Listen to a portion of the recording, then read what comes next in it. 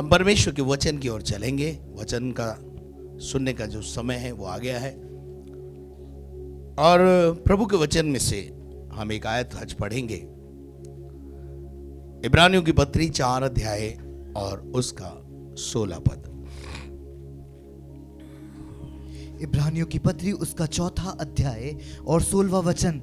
इसलिए आओ हम अनुग्रह के सिंहासन के निकट हियाव बांध कर चलें कि हम पर दया हो और वह अनुग्रह पाएं जो आवश्यकता के समय हमारी सहायता करे। हालेलुया। अनुग्रह, ग्रेस सबको चाहिए, लेकिन उसको पाने के लिए मदार गेट जाना पड़ेगा। एक सिंहासन है जिस पर अनुग्रह का दाता विराजमान है। उस सिंहासन के पास हमें जाना पड़ेगा, और वो अनुग्रह वहां से हमें मिलेगा। जैसे एक वचन में एक बहुत अच्छी आयत है, एक नदी है जो परमेश्वर के सिंहासन से निकल रही है। हालेलुया। और उस नदी का नाम यीशु है। हालेलुया। और वो हमारे तक आती है। हालेलुया। और जब वो हमारे पास आती है तो नदी तो जहां जहां जाती है हरियाली लाती है, आपको तो पता ही है। और नदी में से कई नहरें निकलती हैं, और जहां जहां नहरें जाती हैं वहां वहां भी हरियाली, फ्लोरिश, समृद्धि आ जाती है। तो आओ हम अनुग्रह के सिंहासन के निकट हियाव बांध के जाएं। उस सिंहासन के पास जाने के लिए हियाव बांधना पड़ेगा। डरपोक लोग वहां नहीं पहुंच सकते। डरपोक लोगों के लिए स्वर्ग का राज्य नहीं है। डरपोक लोगों के लिए परमेश्वर का राज्य नहीं है। जो निडर हैं, जो केवल परमेश्वर से डरते हैं, वही उस सिंहासन के पास पहुंच पाते हैं। और वहां से एक अनुग्रह मिलता है जो वक्त जरूरत पर काम आता है। जो वक्त पर, है ना जी। अपन पैसा जमा करते हैं, काहे के लिए करते हैं? वक्त बेवक्त काम आवे साहब।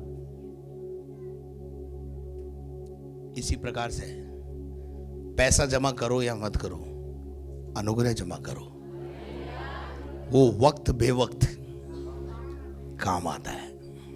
हालेलुया।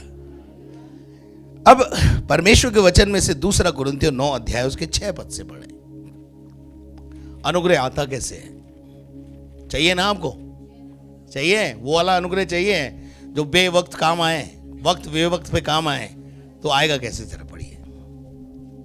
2 कुरिन्थियों उसका 9वां अध्याय और 6वां वचन। परंतु बात यह है जो थोड़ा बोता है वह थोड़ा काटेगा भी, और जो बहुत बोता है वह बहुत काटेगा। आपको थोड़ा अनुग्रह चाहिए तो धीमे धीमे आराधना में आया करो, थोड़ा लेट आया करो। हम लोग तो लास्ट में थोड़ी सी कुर्चन भी मिल जाएगी तो चलेगी बाबू, तो एंड वाली प्रार्थना के समय आ जाया करो। वचन सुनने की क्या जरूरत? जो थोड़ा बोता है, जिसका थोड़ा समर्पण है, उसको थोड़ा अनुग्रह। जिसका ज्यादा समर्पण है उसको ज्यादा अनुग्रह। सीधी बात है। देखो, फिर जला मत करो।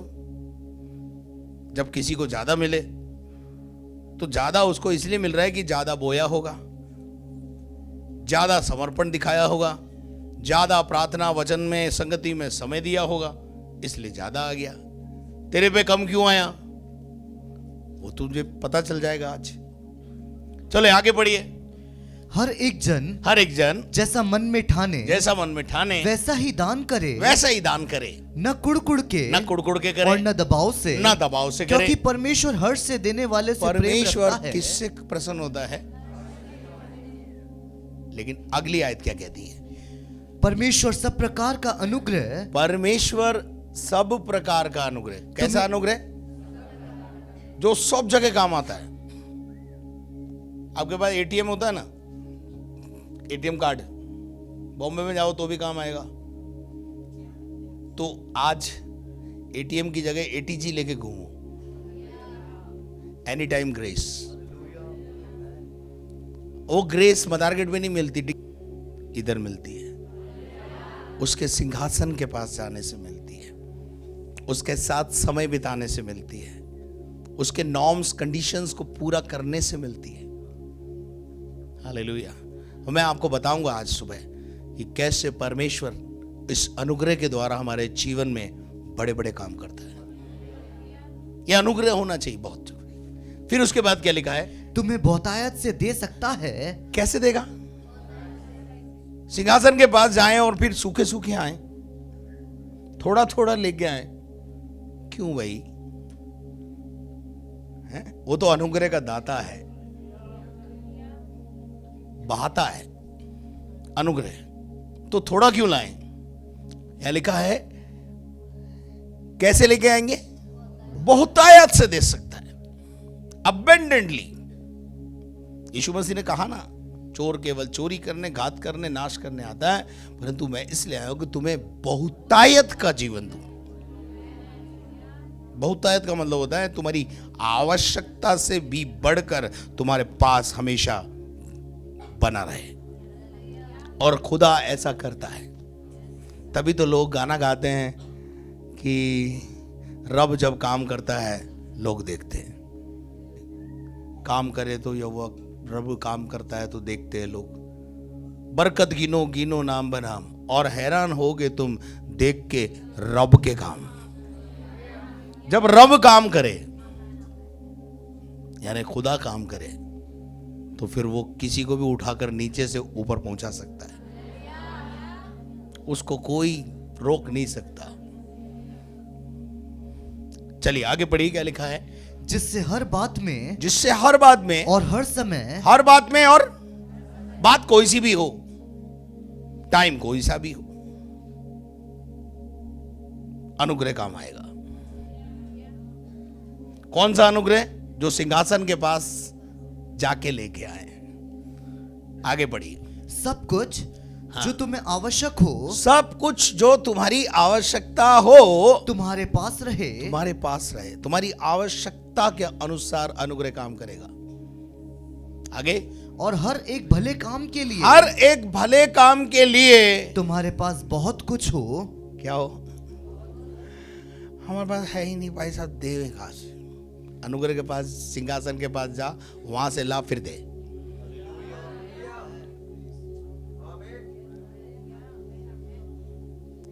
देने की कुवत भी खुदा ही देता है, और देने का मन भी खुदा ही देता है। हर एक के मन की बस की बात नहीं होती है। समझ में आ रहा है बात? मन होना चाहिए। हालेलुया। उसने अपनी घटती में से बढ़ा के दे दिया, और हमारी बढ़ती में भी हम घटा के देते हैं, और फिर चाहते हैं सिंहासन के पास आके प्रभु जी दे दो।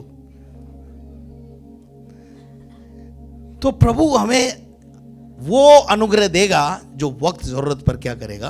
काम आएगा। पढ़िए लूका का 2 अध्याय उसका 52 पद। मैं पहले अनुग्रह पे बात करूंगा, फिर अनुग्रह मिलता कैसे है और कहां से मिलता है, कैसे मिलता है, वो बताऊंगा। लूका रचित सुसमाचार उसका 2 अध्याय और 52वां वचन। और यीशु बुद्धि और डील डोल में, यीशु मसीह के लिए लिखा है ये। यीशु मसीह बुद्धि में और डील डोल में, शरीर में, दोनों में, और परमेश्वर और मनुष्य के अनुग्रह में, परमेश्वर का अनुग्रह और मनुष्य का अनुग्रह। जब परमेश्वर का अनुग्रह आता है तो मनुष्य का अनुग्रह भी आता है।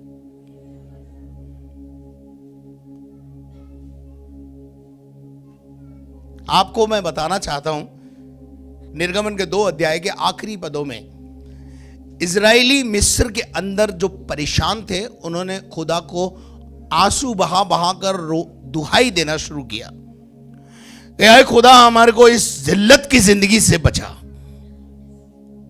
उन्होंने दुहाई दी कि हम ईंटें बना बना कर परेशान हैं, काम कर करके परेशान हैं, और ये मिस्री हम पर जो है अत्याचार करते हैं। उस अत्याचार के कारण उन्होंने खुदा की दुहाई दी और खुदा सीनै पर्वत पर उनकी रिहाई के लिए उतर आया। आया नहीं आया? और उसने मूसा से कहा, मूसा मुझे तेरी जरूरत है, क्योंकि मेरे लोग बंधुआई में हैं, मेरे लोग बंधुआई में हैं, और मैं चाहता हूं कि तू जा और मिस्र के राजा फिरौन से बात कर और उससे कह जा करके कि खुदावंद कहता है कि मेरे लोगों को मेरी आराधना करने जाने दे। और वो सारी घटना आपको पता है, मूसा ने बहुत आनाकानी करी, नहीं माना, ये नहीं हुआ, वो नहीं हुआ, एटलीस्ट वो पहुंच गया। लेकिन जब वो जा रहा था उससे पहले परमेश्वर ने उससे कुछ कहा था। पढ़िएगा निर्गमन का 3:20 से पढ़ो। अब ध्यान से सुनना। इसलिए मैं हाथ बढ़ाकर उन सब आश्चर्य कर्मों से जो मिस्र के बीच करूंगा, मिस्र के बीच में मैं क्या करूंगा? उस आश्चर्य कर्म को करूंगा। परमेश्वर तो आश्चर्य कर्म कर रहा है, लेकिन मिस्रियों के लिए वो आश्चर्य कर्म विपत्ति है। आपको पता ही है, हर आश्चर्य कर्म के अंदर 10 प्रकार, 10 बड़ी विपत्तियां, 10 आश्चर्य कर्म, 10 विपत्ति मिस्र के अंदर आई। और परमेश्वर कह रहा है कि मैं उस देश में आश्चर्य कर्म करूंगा और उस देश को मारूंगा, और उस देश को ऐसा मारूंगा, और उसके पश्चात वह और तुमको जाने उसके देगा। बाद वो तुम्हें जाने देगा। इतनी आसानी से आजादी नहीं मिलती। और आप सब बाइबल के पढ़ने वाले हैं, आप सबको पता है कि मूसा कई बार गया और मूसा ने फिरौन से जाकर कहा कि परमेश्वर कहता है कि मेरे लोगों को मेरी उपासना करने जाने दे। तो मूसा, हर बार फिरौन ने अपना मन कठोर किया और फिरौन ने जाने नहीं दिया, और कई बार शर्तें रख दी। क्या शर्तें रखी? अच्छा तुम पुरुष पुरुष जाए, पहले बोला यहीं आराधना कर लो, फिर बाद में बोला अच्छा तुम पुरुष पुरुष जाके आराधना कर लो। जैसे जैसे विपत्ति बढ़ती गई वो ढीला पड़ता चला गया, वो ढीला पड़ता चला गया। और वो बोलता है कि अच्छा तुम पुरुष पुरुष जाओ, स्त्री और बच्चे यहां छोड़ जाओ। उसके बाद बोला अच्छा स्त्रियों को भी ले जाओ, जानवरों को छोड़ जाओ। न बोला जानवर वानवर भी हम लेके जाएंगे, जानवर का एक खुर भी हम यहां छोड़ के जाने वाले नहीं है। आजादी चाहिए तो पूरी चाहिए। मिस्र में हम वापस लौट के नहीं आएंगे। और आपको तो पता ही है, रात को बोलता था जाओ, सुबह बोलता था नहीं जाओगे। लेकिन एक रात, इससे पहले आगे की आयतें पढ़ा दूं, उसके बाद मैं आपको वहां लेके जाऊंगा। पढ़ो भैया। तब मैं मिस्रियों से अपनी प्रजा, इस प्रजा पर अनुग्रह करवाऊंगा। क्या करवाऊंगा? समझ में आया क्या कुछ? जो तुम पर आज अत्याचार करते हैं ना, वो तुम्हारे ऊपर अनुग्रह करेंगे। समझ में आ रही कुछ? हम उस परमेश्वर की उपासना करते हैं जो दुश्मन के सामने हमारे लिए मेज बिछा देता है। भजन 23 में लिखा, वो हमारे दुश्मनों के सामने हमारे लिए मेज बिछाता है, ऊंचा करता है। मेज बिछाने का मतलब है हमें लिफ्ट करता है हमारे शत्रुओं के बीच में। जो हमसे जलते परेशान है ना, उनके सामने खुदा हमारे लिए ऊंचा सिंहासन लगा देता है। और फिर आप समझ ही सकते हो, जो आपको नीचा करना चाहते हैं वो आपको ऊंचे पे देखते हैं तो उनका सांप लौट जाता होगा। आप समझ ही सकते हो, आप तो मेरे से ज्यादा समझदार हो। और जब परमेश्वर कह रहा है मैं मिस्रियों को तुम्हारे पर क्या करवाऊंगा? अनुग्रह कराऊंगा। और अनुग्रह करके करवाएगा क्या, वो सुनाओ। और जब तुम निकलोगे तब छूछे हाथ न निकलोगे। जितना अत्याचार तुम पे इन्होंने किया है ना, इनका मन ऐसा कर दूंगा, इनकी परिस्थिति ऐसी कर दूंगा, ये तुम्हारे हाथ जोड़ेंगे, बाप जी जाओ। क्या और क्या करवाऊंगा, जरा सुनो सुनो आप। वरन तुम्हारी एक एक स्त्री तुम्हारी एक एक स्त्री अपनी अपनी पड़ोसन अब उनकी पड़ोसन के पास जाएगी और उनके घर में रहने वाली से सोने चांदी के गहने हाँ। और वस्त्र मांग लेगी, हाँ। और तुम उन्हें अपने बेटों और बेटियों को पहनाना, इस प्रकार तुम मिस्रियों को लूटोगे। 400 साल का बदला लेगा खुदा, 400 साल की मजदूरी दिलवाएगा खुदा, पिछला भी दिलवाएगा। नहीं, 400 साल तुम्हारे साथ जो इन्होंने 100 देना थी, अब 50 ही दिए ना। जितना सोना चांदी इनका है सब तुम्हारा नहीं कर दिया तो मेरा नाम यहोवा नहीं। क्या आप मेरे साथ हैं? इसलिए परेशान मत हुआ करो, सब अपना ही है, एंड में अपने पास ही आने वाला है। Hallelujah, hallelujah. मैं तो विश्वास करता हूं ऐसा, आप करो या ना करो, मैं तो विश्वास करता हूं। मिस्रियों को खुदा ने, वो मूसा से परमेश्वर ने वायदा कर दिया था। परमेश्वर हमारा जो वायदे करता है ना, पूरे भी करता है। मैं तुमको क्या दिलवाऊंगा? धन दिलवाऊंगा, सोना और चांदी वो लोग निकाल के तुम्हें दे देंगे, और ऐसी स्थिति पैदा करूंगा कि वो तुम्हें सोना चांदी लेके बोलेंगे तुम जल्दी जाओ यहां से। आप सोना चांदी ले जाने वाले को जल्दी जाने के लिए बोलोगे? आप सोचोगे थोड़ी देर और रुके तो वापस ले लूंगा, लेकिन इन्होंने बोला भाई जाओ, जल्दी जाओ, तुम जाओ यहां से, क्योंकि तुम्हारी वजह से हम बर्बाद हो गए। ऐसी स्थिति पैदा करता है खुदा। अब चलते हैं अपन इस सफर में आगे, कूदेंगे सीधा 12वें अध्याय में, निर्गमन का 12वां अध्याय, सॉरी 11वां अध्याय, 11 अध्याय के 3 पद को पढ़े। तब परमेश्वर यहोवा ने मिस्रियों को अपनी प्रजा पर दयालु कर किया। हेलो, समझ में आया कुछ? वादा किया था ना खुदा ने 3:22 में, वो वादा 11:3 में पूरा हो रहा है। वायदों का पूरा करने वाला परमेश्वर है।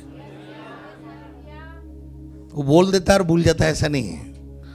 उसने कहा कि मैं तुझे आशीष दूंगा तो देगा, बस इंतजार करना है, सिंहासन के पास बैठना है, उससे पाना है, अनुग्रह के सिंहासन के पास बने रहना है। आगे बढ़ो बेटा।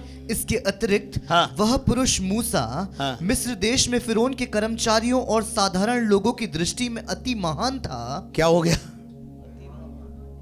लोगों, साधारण लोगों की दृष्टि में भी मूसा, समझ में आ रहा कुछ? एक समय तो ऐसा था, कौन मूसा, कौन खुदा, तू है कौन? लेकिन आज मूसा जो है, यहां लिखा है यहोवा ने मिस्रियों को अपनी प्रजा पर दयालु कर दिया, और इससे अधिक वह पुरुष मूसा मिस्र देश में फिरौन के कर्मचारियों और साधारण लोग, फिरौन के कर्मचारी यानी हो सकता है जो राज्य कर्मचारी थे, प्रशासनिक कर्मचारी थे, उनका फेवर उनको मिलने लगा। आपको भी मिलेगा। आप जहां जाकर खड़े होंगे एक प्रशासनिक अधिकारी आपका फेवर करेगा।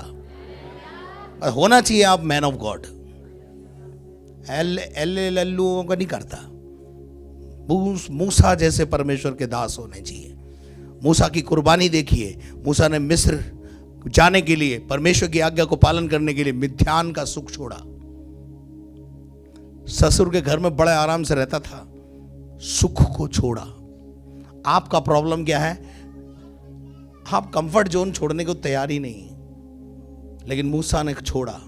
जब मूसा ने छोड़ा तो परमेश्वर ने उसको मिस्र में इतना महान कर दिया। ठीक है, चलिए अब आगे बढ़ेंगे अपन, और इसके अंदर थोड़ा सा हम और आगे बढ़ेंगे और 12 अध्याय में आ जाएंगे और 29 पद में जाएंगे। अब ये आखिरी विपत्ति क्या थी मिस्र के अंदर? बताओ, आखिरी विपत्ति क्या थी? खुदा ने रात को, मिस्र में रात को हाहाकार मच गया। समझ में आ रहा है कुछ? मैं उम्मीद करता हूं खुदा भारत में भी कुछ ऐसा ही करने जा रहा है।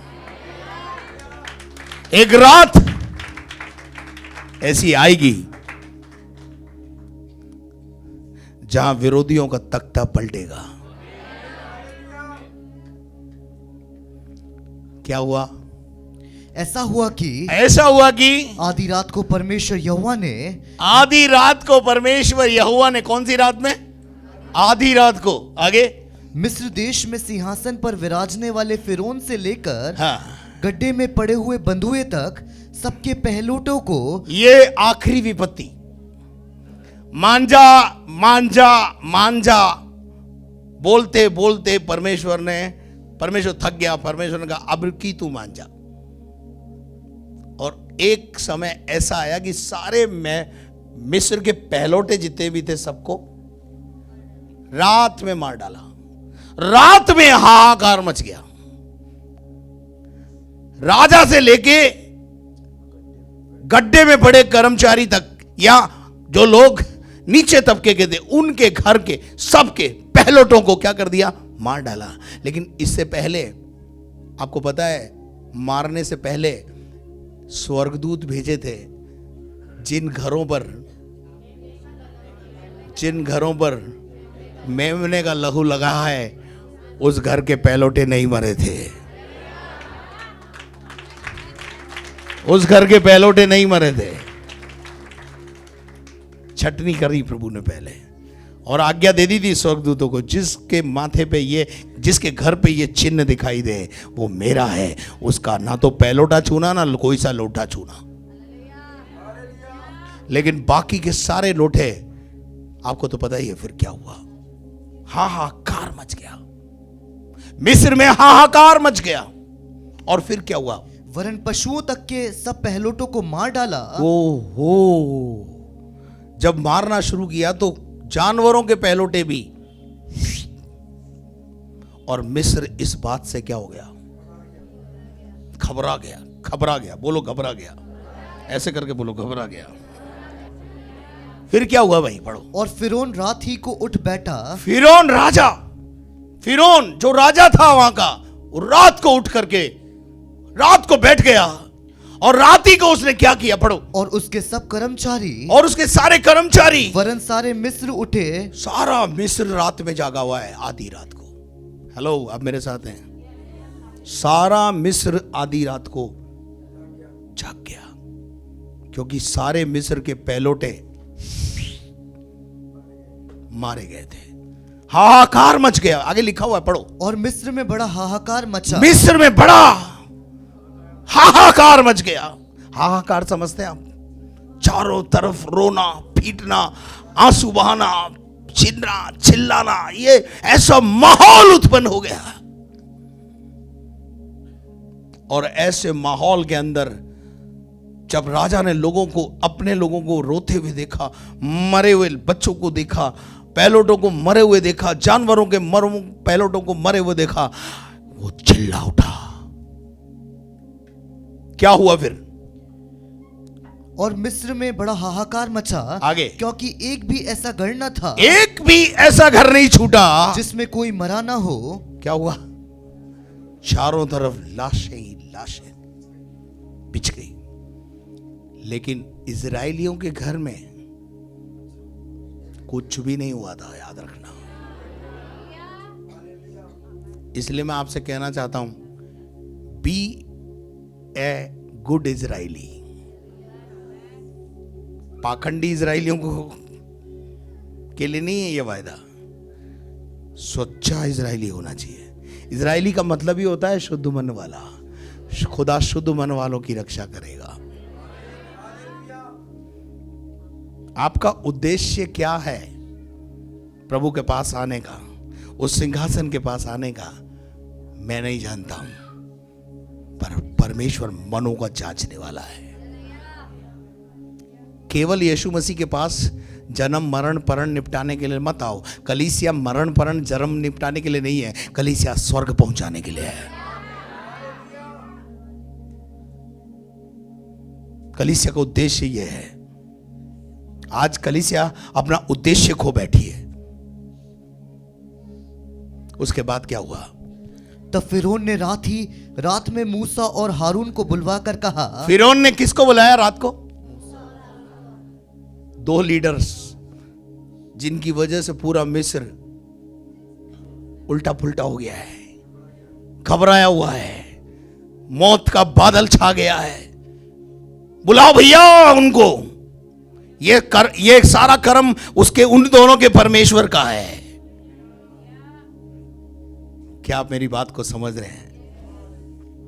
मैं आपको बताना चाहता हूं कि जब परमेश्वर हमारे फेवर में खड़ा होता है तो दुश्मन की छुट्टी सिट्टी बिट्टी गुल कर देता है। चलिए आगे बढ़िए। तुम इस्राएलियों समेत मेरी प्रजा के बीच में से निकल जाओ। कोई बोलेगा हालेलुया? क्या बोला? आज तक गाना दूसरा था, आज तक गाना दूसरा था। नहीं जाओगे, जाना है तो पुरुष पुरुष जाओ, जाना है तो स्त्रियों को साथ ले जाओ, जानवरों को नहीं ले जाओगे। आज तक जो कोरस था ना, अब कोरस उल्टा हो गया। वो तो शुरू से ये बोल रहा है मेरे लोगों को जाने दे और हम सब जाएंगे, हमारी पुरुष भी जाएंगे, स्त्रियां भी जाएंगी, बच्चे भी जाएंगे, जानवरों का खुर भी छोड़ के हम यहां से नहीं जाएंगे। यही तो कितने दिन से तेरे को समझा रहे हैं, आज समझ में आ गई है। खुदा को समझाना आता है और खुदा इस देश के लोगों को भी समझाएगा।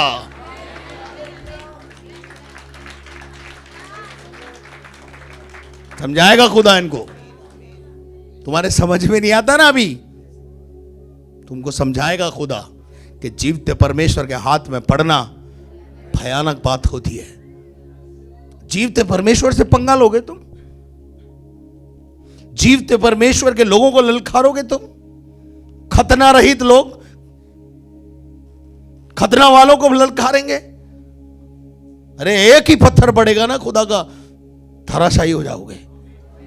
आधी रात को उसने मूसा और हारून को बुलाया, बोले इधर आओ, जल्दी आओ, इधर आओ, जल्दी आओ। बोले क्या हुआ? फिर क्या बोला? और अपने कहने के अनुसार, अपने कहने के अनुसार जाकर परमेश्वर यहोवा की उपासना करो। ताली बजा के प्रभु को महिमा दे। टोन बदल गया, टोन बदल गया है? टोन बदला कि नहीं?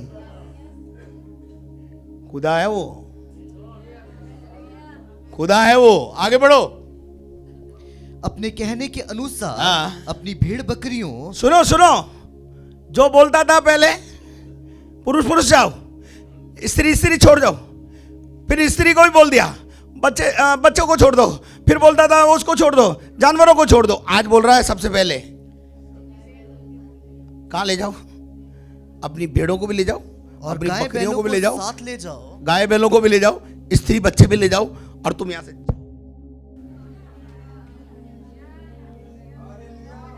समझ में आया क्या?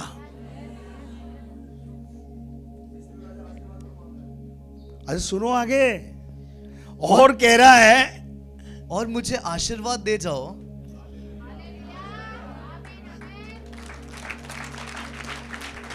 समझ में आ रहा है? मुझे मेरे हाथ पे, मेरे सर पर भी हाथ रख के प्रार्थना कर दो तुम्हारे खुदा से। मैं परेशान हो गया हूं तुमसे।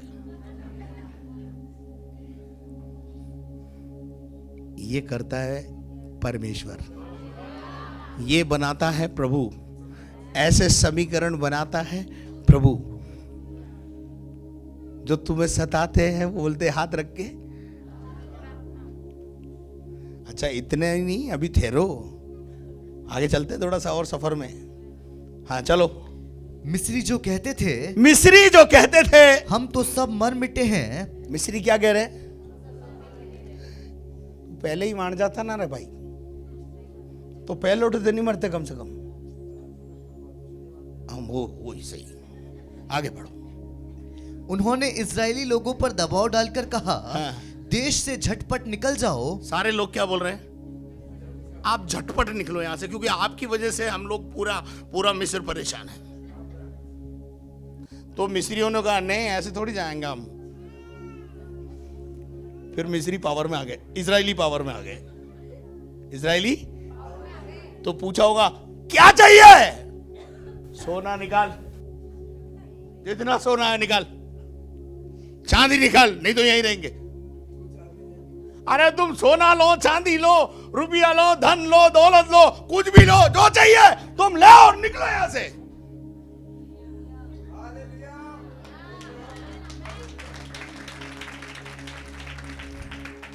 समीकरण बदल देता प्रभु, है जी, बदलता है ना, है? जो 1 रुपया देने को तैयार नहीं थे गुलाम को, आज हाँ पढ़ो। तब उन्होंने अपने गुदाए आटे को, हाँ उन्होंने कहा भैया रोटी तो खाने दो। नहीं नहीं, तुम रोटी भी बाहर जाके खाना, तो रोटी तो फोपा दियो, अरे फोना पाना सब बाहर करना, तुम जाओ यहां से। तो गूंदा हुआ आटा बेचारों ने बिना खमीर दिए ही कटोतियों समेत कपड़ों में बांधकर, कठौती में कपड़े में आटे को बांधा, गूंदा हुआ आटा बांधा, और क्या करने लगे वो अपने अपने कंधे पर डाल लिया। और इजरायलियों ने मूसा के कहने के अनुसार, मूसा ने पहले ही इजरायलियों को बोल दिया था जिस समय अपन निकलेंगे परमेश्वर वो करेगा जो मुझसे निर्गमन 3, 20, 21, 22 में करा है। हम छूछे हाथ नहीं निकलेंगे, हम मिस्र का सोना, मिस्र की चांदी और मिस्र का धन लेके निकलेंगे। हम ऐसे थोड़ी जाने वाले हैं। परमेश्वर का वचन कहता है मिस्रियों से सोने और चांदी और गहने क्या कर लेना, मांग लेना। और ऐसा ही इनको ट्रेंड करा था मिस्र के अंदर, इसने मूसा ने इनको क्या कर दिया था, ट्रेन कर दिया था। अब वक्त आ गया है वो कि मिस्रियों से क्या मांगो, सोना चांदी और मांगो और ये देंगे। तो जितना इन्होंने अत्याचार किया था ना, जितना पुराना वेज बाकी था, वेज समझते हैं आप, मजदूरी, हाँ वो मजदूरी बाकी थी। अत्याचार हो रहा था ना रोज, 100 का काम कराते थे और 50 देके भेज देते थे, वो सारा बैलेंस प्रभु ने बराबर कर दिया, सूद समेत निकलवा दिया। बोले सोना और चांदी ले जाओ, मेरा बाप लगो और तुम जाओ यहां से, तुम्हें हम देखना नहीं मांगते। और बाइबल बताती है, चलो पढ़ो क्या लिखा है। मूसा के कहने के अनुसार मिस्रियों से सोने और चांदी के गहने, हाँ, और वस्त्र मांग लिए। आगे, और परमेश्वर यहोवा ने मिस्रियों को, परमेश्वर यहोवा ने, यहां पे भी परमेश्वर यहोवा ही काम कर रहा है। दुश्मनों के मन को भी प्रभु अपने मन कंट्रोल में कर लेता है। फिर क्या होता है जी, पढ़ो। परमेश्वर यहोवा ने मिस्रियों को, हाँ, अपनी प्रजा के लोगों पर ऐसा दयालु किया। क्या करा, वो चाहे जिससे दया बरसवा दे। आपका पड़ोसी जो आपको बहुत सता रहा ना, 1 मिनट में समीकरण बदल सकता है प्रभु। क्या, हाँ जी, हम उस परमेश्वर को जानते हैं, उसने समीकरण बदल दिया। जो कल तक बोलते थे जाने नहीं देंगे, आज रिक्वेस्ट करने जाओ और हमारे लिए प्रार्थना करके जाओ। नहीं, मिस्रियों को इजरायलियों ने क्या करा, इस प्रकार लूट मचा दी, बड़ी भारी लूट लेकर वो मिस्र से बाहर आए, छूछे हाथ नहीं आया दिया। आगे पढ़ दे बेटा। कि उन्होंने जो जो मांगा वह सब उनको दिया। इस प्रकार इजरायलियों ने मिस्रियों को लूट लिया। हालेलुया। अच्छा, मिस्री लोग लेके निकले बाहर, सॉरी इजरायली लोग मिस्रियों से माल लेके निकले, लेकिन वो माल आगे काम क्या आया? हाँ, कईयों के तो वो बछड़े के काम आया, पर कईयों के, पढ़ो 35, निर्गमन 35, 20 से 22।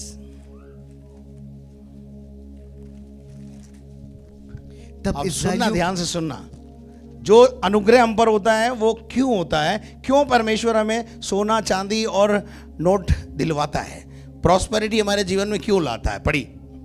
तब इस्राएलियों की सारी मंडली मूसा के सामने हाँ। से लौट गई, हाँ। और जितनों को उत्साह हुआ, जिन्हों को क्या हुआ? जो उत्साह से भरे हुए थे। आगे, और जितनों के मन में इच्छा हुई, ऐसी इच्छा उत्पन्न हुई थी, हाँ। वे मिलाप वाले तंबू के काम करने हाँ। और उसकी सारी सेवा और पवित्र वस्त्रों के बनाने के लिए परमेश्वर यहोवा की भेंट ले आने लगे। क्या लाने लगे? खुदा ने उनको देने के लायक बनाया, इसलिए वो क्या कर रहे थे? दे रहे थे।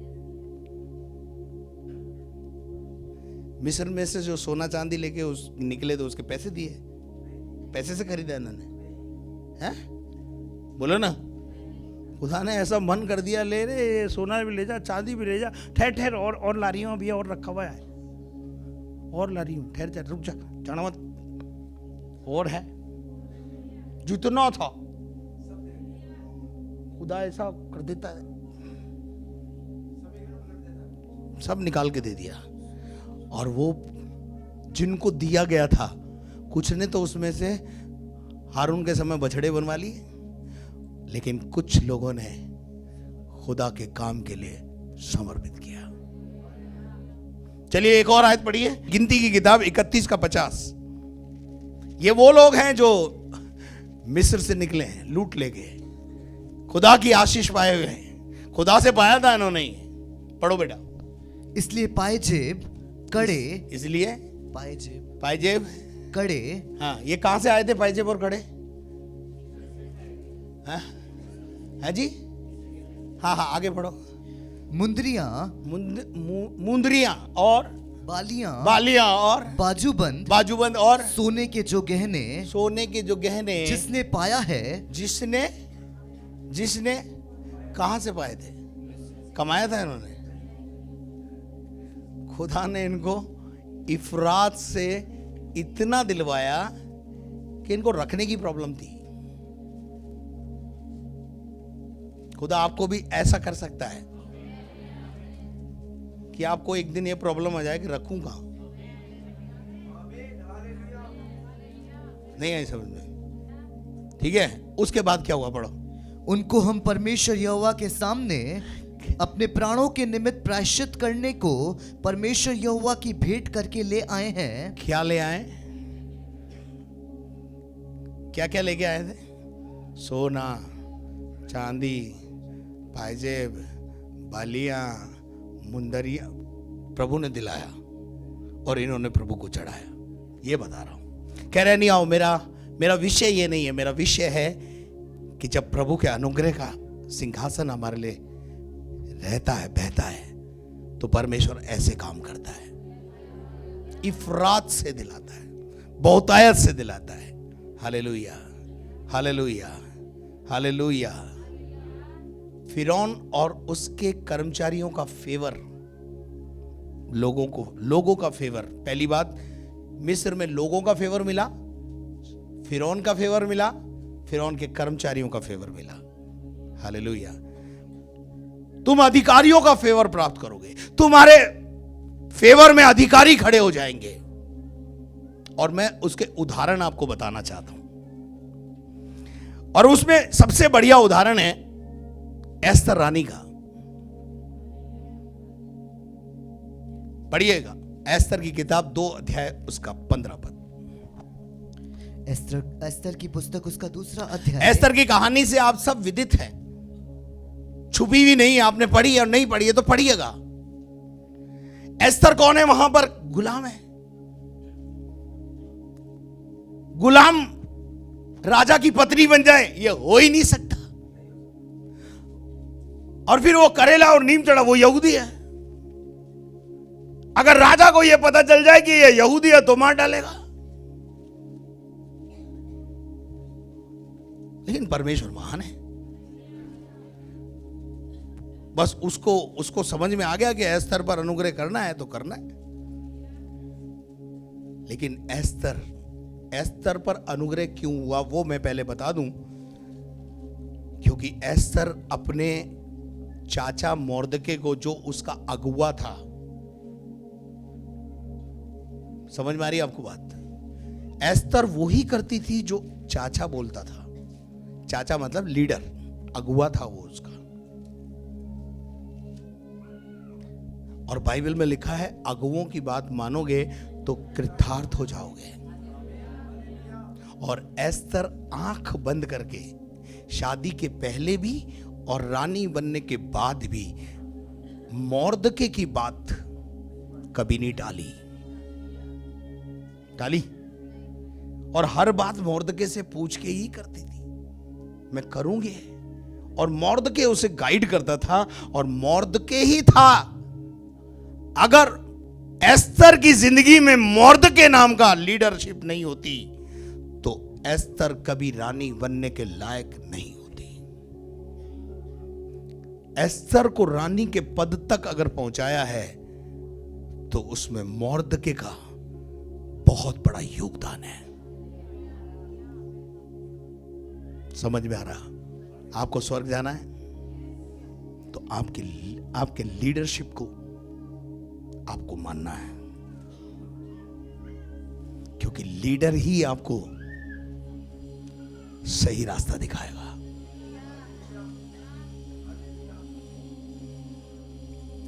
एस्तर रानी बन गई। 2 अध्याय 15 पद पढ़ो। जब मोर्दके के चाचा हाँ। अबीहेल की बेटी एस्तर, जिसको मोर्दके ने अपनी बेटी मानकर रखा था, बेटी के समान उनको नरिशमेंट दे रहा है वो, आगे उसकी बारी आई कि राजा के पास जाए। हाँ। तब जो कुछ स्त्रियों के प्रबंधक राजा के खोजे हाँ। हेगे ने उसके लिए ठहराया था, हाँ। उससे अधिक उसने और कुछ न मांगा। और जितनों ने एस्तर को देखा, राजा के पास प्रस्तुत करने से पहले कुछ टेस्ट पास करने हैं, समझ में आई? और जितने टेस्ट लेने वाले अधिकारी थे सबका फेवर एस्तर को मिला, क्योंकि एस्तर सिंहासन के पास जाया करती थी। वो अनुग्रह लेके आती थी जो आज उसके काम आ रहा है। उसके पास वो अनुग्रह था कि जिस कर्मचारियों ने जो इस काम पर लगाए गए थे, उन्होंने जब एस्तर को देखा, एस्तर को देखते बोला ये रानी बनने लायक है। क्यों? बहुत खूबसूरत थी क्या? नहीं, अनुग्रह था और रानी बन गई। She received the favor of all servant of king. उसने राजा के कर्मचारियों का फेवर को प्राप्त किया। एक और मनुष्य के बारे में आपको बताऊंगा। He was a man of God that time and his name is Nehemiah नाम का एक व्यक्ति राजा के कर्मचारी है, राजा को पानी पिलाने का काम करता है। एक दिन उसको किसी ने सूचना दी कि तेरे यरूशलेम में लोग बहुत परेशान हैं और वहां के फाटक जले हुए हैं और शहरपना टूटी हुई है और तेरे लोग दुर्दशा में पड़े हुए हैं। और वो अनुग्रह के सिंहासन के पास गया। आप पढ़ लेना पहला अध्याय। वो परमेश्वर के पास गया और अपने लोगों के लिए माफी मांगने लगा। खुदा, मेरे बाप दादों ने गलती की, मेरे बाप दादों ने पाप किया, पर तू उन्हें क्षमा कर दे। अनुग्रह के सिंहासन के पास गया, अनुग्रह लेकर आया। कहां मिलता है अनुग्रह? सिंहासन के पास। और उस अनुग्रह को लेकर आया, सुनिए, उस अनुग्रह को लेकर आया और अपने महल के अंदर एक जगह चुपचाप बैठा हुआ था। राजा आया। राजा ने पूछा, ए भाई, तेरे चेहरे पर उदासी क्यों है? अनुग्रह ने काम करना शुरू किया। जो अनुग्रह सिंहासन के पास से लाया गया था, प्रार्थना करी गई थी, वो अनुग्रह काम करना शुरू किया। राजा ने पूछा, तू परेशान क्यों है? उदास क्यों है? पेट दुख रहा है? नहीं। लूज मोशन है? नहीं। कोई और परेशान? नहीं। कोई बीमारी नहीं, कोई तकलीफ नहीं है, एमआरआई बिल्कुल क्लियर है। फिर परेशान क्यों है? बोले मैं परेशान क्यों ना हूं, मेरे बाप दादे और उनका शहर जिल्लत में जीवन जी रहा है। और उसने राजा से अपने मन की बात कही। राजा ने बोला बता मैं तेरे लिए क्या कर सकता हूं। He receive the favour of king. लिया। तो राजा ने बोला तू क्या चाहता है कि मैं तेरे लिए करूं? उसने कहा मैं कुछ नहीं, मैं तुझसे छुट्टी चाहता हूं, मुझे कुछ दिन की छुट्टी दे ताकि मैं वहां जाकर इन सब बातों को ठीक कर सकूं। क्या राजा ने छुट्टी दी? अरे बोलो ना, अरे पढ़ो पढ़ो, क्या लिखा है वहां पर। जब राजा का फेवर हमें मिलेगा तो प्रभु क्या काम करेगा। निकाल के पढ़िएगा नहमिया की किताब और उसके दूसरे अध्याय में जाना पड़ेगा हमें। 5 पद में पढ़िए। यदि राजा को भाए, यदि राजा को पसंद आए और तू अपने दास से प्रसन्न हो, यदि तेरा अनुग्रह मुझ पर हो जाए, तो मुझे यहूदा और मेरे पुरखाओं की कब्रों के नगर को भेज। मुझे कहां भेज दे? He wants to go there। और उसके बाद ताकि मैं उसे बनाऊं, ताकि मैं उसे बनाऊं। तो राजा को पता था ये बनाएगा कैसे, इसके पास तो अठन्नी चवन्नी नहीं है। फिर क्या हुआ? तब राजा ने जिसके पास रानी भी बैठी थी मुझसे पूछा, तू कितने दिन यात्रा में रहेगा? तू कितने दिन की छुट्टी चाहता है? और कब लौटेगा? और कब लौटेगा? वापस लौटने का टाइम बताओ। अतः राजा मुझे भेजने को प्रसन्न हुआ। राजा का फेवर मिलना शुरू हुआ। If you are a man of God and if you are a man of fasting and prayer, king's favor upon you। राजा का फेवर मिलेगा। क्या ये काम केवल नेहमिया के दिनों में होते थे? क्या वो ये काम केवल एस्तर के दिन में होते थे? आज भी होते हैं। लेकिन हमारे जीवन में क्यों नहीं हो रहे? हम टीवी के सिंहासन के पास हियाव बांध कर बैठे रहते हैं। टीवी से कुछ नहीं निकलेगा, जो कुछ निकलेगा बर्बादी निकलेगी। लेकिन इससे जीवन निकलेगा।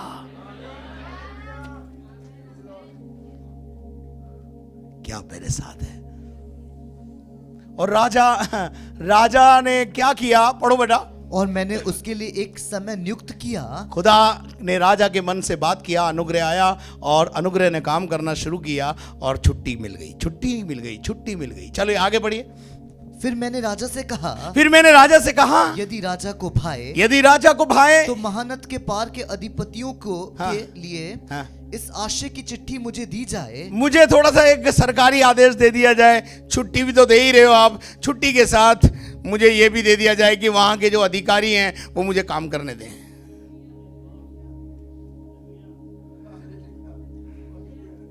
इसको पता था राजा हो गया है मेहरबान, इसने फायदा उठाना शुरू किया। अरे तुम्हारा खुदा इतना मेहरबान है, राजाओं के मन को बदल देता है। हालेलुया। मैं जानता हूं जिस राजमहल से उल्टे सीधे आदेश निकलते हैं, उसी महल में हमारा परमेश्वर मूसा जैसे व्यक्ति को पलवा देता है। नहीं था? बोलिए, मूसा के जमाने में आदेश नहीं था कि कोई भी बच्चा लड़का पैदा हो उसे क्या कर दिया जाए? मार डाला जाए। लेकिन मूसा कहां पला? निकालो और आदेश। हमारा परमेश्वर वो है। आदेश कहां से निकला था? मूसा कहां पला? कभी हुआ ऐसा? अब भी ऐसा ही होगा, अब भी ऐसा ही होगा। जितने कानून बने हैं ना, सब एक दिन वापस लेने पड़ेंगे इनको।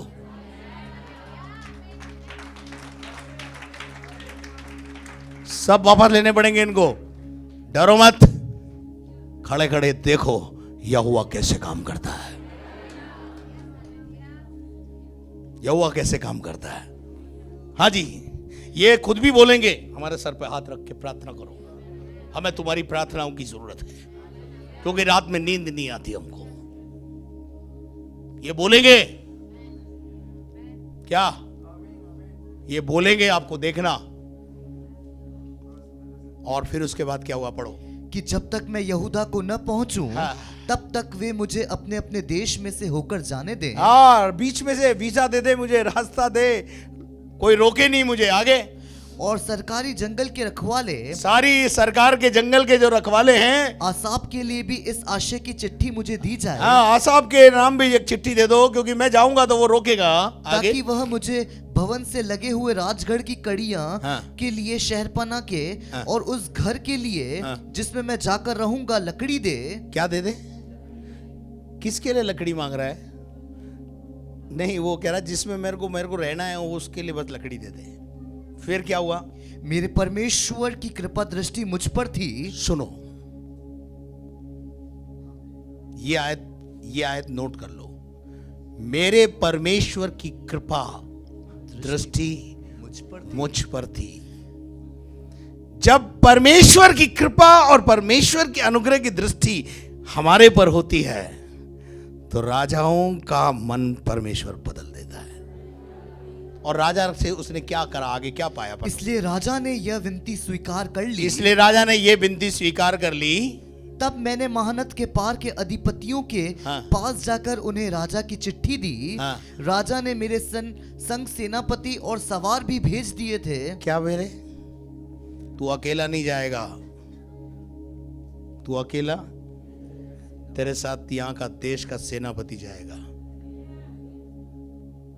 अब आप सोचो, सेनापति रखवाली के लिए जा रहा है, किसकी? नेहमिया की, जो केवल क्या पिलाता है? एक साधारण व्यक्ति को असाधारण बना देता है खुदा। यशायाह का बाप आमोस कहता है, मैं तो क्या नबी अभी नहीं था भैया, मैं तो गूलर के पेड़ छांटने वाला था। ये तो उसकी दया हो गई कि मेरे को नबी बना दिया उसने। चलिए आगे पढ़िए। यह सुनकर हाँ। कि एक मनुष्य इजरायलियों के कल्याण का उपाय करने को आया है, हाँ। होरीनी, संबलत और तोबिया हाँ। नामक कर्मचारी जो अमोनी था। बस बस बस, वो छोड़ दो, उनको वो नेगेटिव बातें, नेगेटिव पॉजिटिव साथ चलेगा, लेकिन राजा का अनुग्रह मिला। क्या आप मेरे साथ हैं? Hallelujah, hallelujah. क्या आप मेरे साथ हैं? प्रेरितों के काम 2 अध्याय 47 पद पढ़िए। जब प्रेरितों के काम 2 अध्याय हम पढ़ते हैं, तो वहां पर हम देखते हैं कि 2 अध्याय में कलीसिया ने पवित्र आत्मा पा लिया है और पवित्र आत्मा पाकर आगे बढ़ रही है। और 47 पद में क्या लिखा है? और परमेश्वर की स्तुति करते थे। वे लोग परमेश्वर की स्तुति करते थे और सब लोग उनसे प्रसन्न थे। सब लोगों का अनुग्रह, सब लोग उनसे क्या थे? प्रसन्न थे। और जो उद्धार पाते थे, जो उद्धार पाते थे, उनको प्रभु प्रतिदिन उनमें मिला देता था। आमेन। रोमियो की पत्री 14वां अध्याय और उसका 18 पद पढ़िए।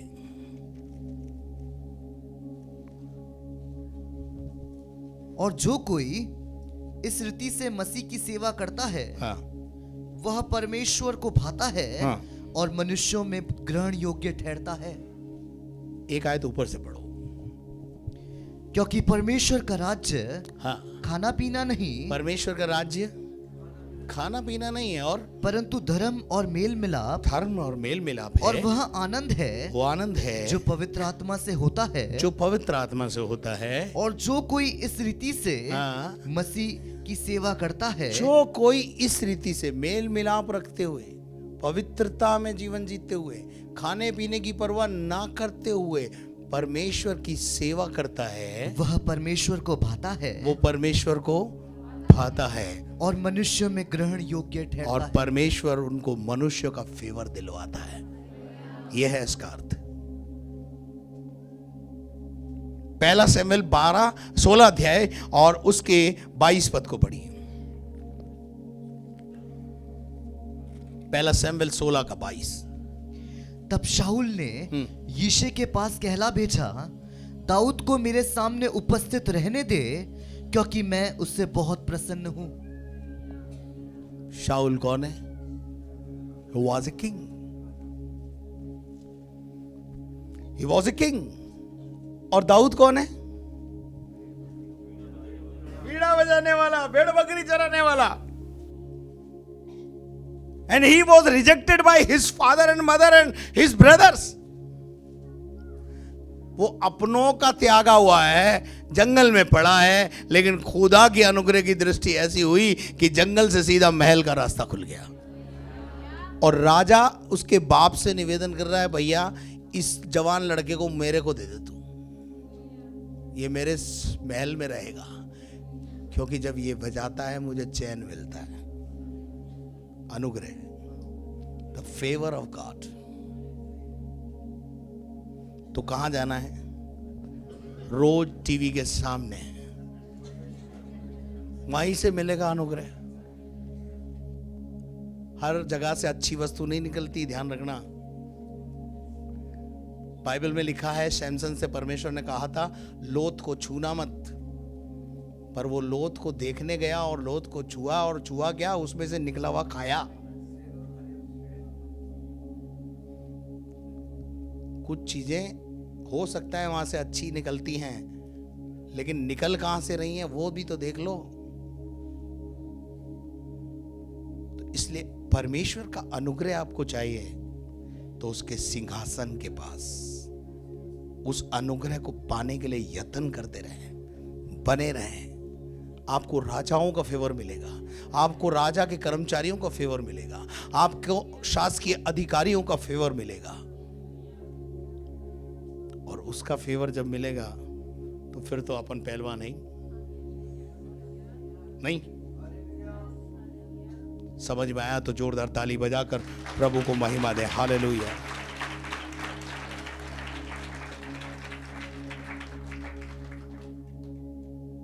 शाऊल राजा का फेवर दाऊद को मिल गया।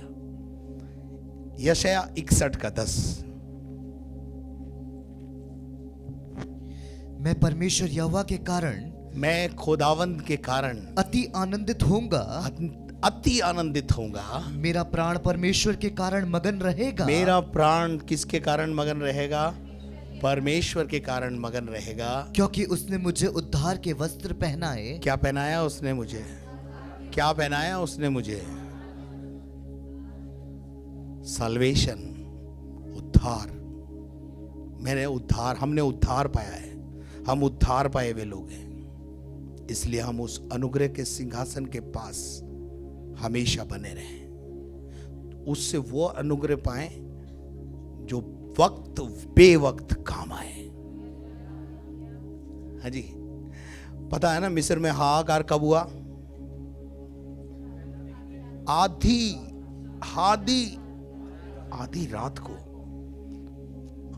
रात को अनुग्रह काम आया ना? है?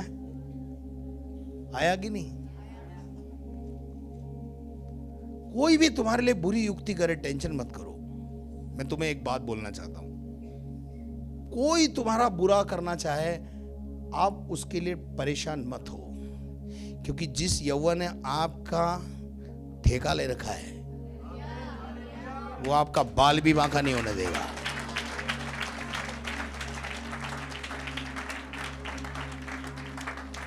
जब तक उसकी इजाजत नहीं होगी ना, कोई आपको गाली भी नहीं बक सकता, बता दूंगा आपको। पर अगर कोई गाली बक रहा है तो समझ लेना ये खुदा से परमिशन लेके आया है,